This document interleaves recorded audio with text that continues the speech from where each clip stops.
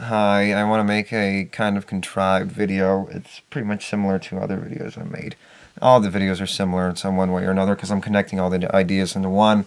So this video is pretty much about the tubularity, like dude, yeah, bro, and such. Tubular, totally far out in the universe, things beyond us. What's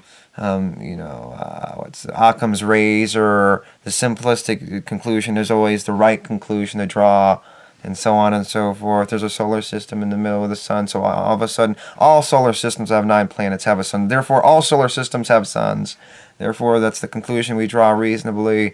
And things like paradoxes and conundrums, created only by our own psychology, based on contradictory ideas and feeling like there's some way that they can't work, like black and white. Okay, so how can black yin yang, or how can something crash into each other but go through each other at the same time? Well, you're describing it in a way where you're saying something's happening but something else is happening. So you're creating the paradox based on your semantics and describing the way it's happening. You're saying one thing's happening and the other thing's happening. So you're using it and describing it by saying two contradictory things and calling that a paradox or a conundrum. And that doesn't work that way. You're making crap up. You're creating a thought experiment that's flawed. If there's a paradox, it's flawed. If there's a conundrum, it's flawed. There's nothing more to it. You're creating the paradox when you explain it that way. And the universe, oh yeah, and the grandiosity of the universe, looking at the stars and things like that. Ooh, the stars are so beautiful.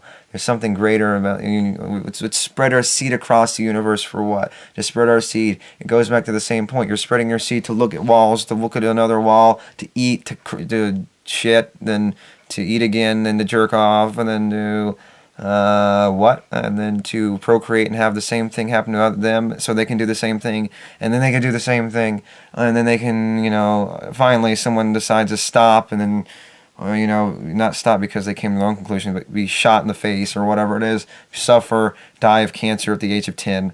Yeah, very wonderful, very nice. Obviously, because they're here, obviously we should just sit there and accept and not come to the conclusion that they shouldn't have been here, right? They obviously shouldn't be. They should they should be here because they're here. They're here, so all of a sudden it's okay now. We can rationalize it away by saying they're here. It's done and over with. There's nothing we can do about it. They're here now. Well, yeah, well, I'm not talking about that. That's irrelevant. You're not tackling the point I'm talking about. I'm talking about the fact that you brought them here to begin with and took the risk. You knew if you had cancer at 10, you would have survived. Why are you bringing someone else? You know it's a genetic thing. Your father had it. Your mother had it. You have it. You're going to bring a kid in to have it as well? When you know you have certain psychological or physical predispositions that are you should automatically rule out having kids. You should automatically, by default, rule out having kids. So there's nothing more. Yeah, look at wall to looking at. Oh, I'm looking at wall. Whoa, neat. And I look at the little squares on the wall, the diamonds on the wall. Now I look at, okay, that's cool. Let me look at okay, that's cool. Okay, now let me go over there now and look at the diamonds on that wall. Oh, let me go look at the doorknob and spin a little and then lock in and out. Yeah, that's gonna be neat. And let me do something else. Let me become caught up in the game. And when you're caught up in the game, you're still doing the same thing, even if you recognize the game you're playing or not. And paradoxes and conundrums. It's just you're stuck. You're stuck. You're stuck. You're stuck. You're stuck. You're screwed. There's nothing you can do. There's nothing more to this game than exactly what you perceive. And then if you're hallucinating, you're perceiving some psychology, which is part of this reality. It's the only thing you can see. It's the only thing that means anything to you. You're seeing a hallucination. It's still part of the reality. It's not in the real world, per se, in making that distinction, but it's still part of your reality, the perception. The only thing that matters to you, your feelings, your perception. The only thing that really matters if it's causing you suffering to hallucinate. If it's not, then hallucinating is not a bad thing. So why would it being part of the real world be a negative thing? Because it's all about trying to maintain and obviously unless that positive leads to you, oh, life's all of a sudden grand, so I'm gonna have some kids. No, you're not going to take that. That's not a good conclusion when it comes to feeling good. If you're going to come to the conclusion that having kids all of a sudden is a good idea, necessarily the best conclusion to come to. Obviously, you can have kids. Just try not to make sure that you're not maintaining the population and making it increase. Obviously, minimize the amount as best you can. The amount of kids you have, 2 or under. I'm sure you can live with that. I mean, the ones that want kids really badly. Yeah, you can have a brother and a sister. There you go. And you can have your little dog, your family dog, and you can have a cat, and an outdoor cat, an indoor dog, maybe 2 indoor dogs, maybe a bird, I don't know, or something like that. Whatever, a hamster in the kids' room, whatever, doesn't matter. It does matter, but it doesn't matter to the conversation I'm trying to point out right now. So yeah, you're creating conundrums. It's the way that you point them out. Conundrums, I mean, it's just, you look at scientists and philosophers, and they're just being controlled by the same mechanisms. I mean, most of them are. I mean, the most intelligent ones I see are ones from the 1800s, early 1900s, and the 1700s, 1600s. I mean, ones now are just contrived, and they're taking science and manipulating against the people that were so much older than back in the olden days, when they had to come to their own conclusions, not based on silly culture that's happening around them, confused culture based on contrived cliches that are happening all around them, and being controlled by that mechanism. But they had to come to, like Isaac Newton, doing all these kinds of experiments based on his, just, in his room, just coming to experiments, thinking, looking at, using magnifying glasses and doing all science and things, just having time to think and realize these things. That's why having a lot of time to think gives you more of an insight and understanding, gives you more reflection on understanding what's going on. Not necessarily in all cases, but in many cases. Obviously, not everyone has that predisposition. It takes an amount of an intellectual capability and intellectual capacities to an extent. And it almost sounds like elitism coming out of my mouth, but it is true, and that's you could say it's elitism, but just because you label it as some negative doesn't mean I can't spew and say it's true. It is true, and I'm sorry, that's just the case. Some people are smarter than other people. That's just the way it is. And just because, I mean, even, and that's the thing, you can come to these conclusions, you can hurt someone's feelings, and it goes back to the whole thing, the mechanism. It's the same mechanism driving, making life not worth living. It's just, I mean, these conclusions are so simple. It's like you have to become so smart to recognize the things that are so simple. You have to become smart enough to recognize the simplicity of life, the very straight line linearity of life, the rigidity of life. Very simple. There's nothing more to it.